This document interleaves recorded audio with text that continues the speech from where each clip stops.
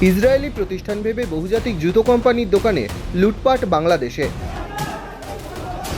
Butter দোকান ভেঙে মানুষ পণ্য নিয়ে যেতেছে।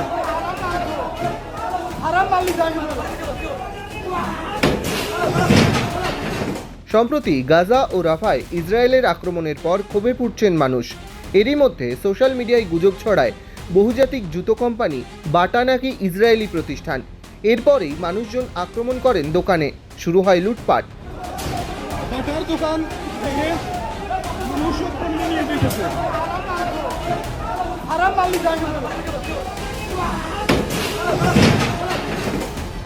এরপর আসরে নামে বাটা। একটি বিবৃতি জারি করে তারা জানিয়েছে তারা চেক রিপাবলিকে গড়ে ওঠা একটি প্রতিষ্ঠান।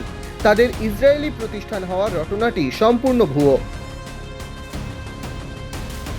ইতিমধ্যে মোহাম্মদ ইউনূসের নেতৃত্বাধীন অন্তর্বর্তী সরকার জানিয়েছে এই ঘটনায় ৪৯ জনকে গ্রেপ্তার করা হয়েছে। ডাউনলোড করুন এই সময় অ্যাপ iOS ও অ্যান্ড্রয়েডের জন্য।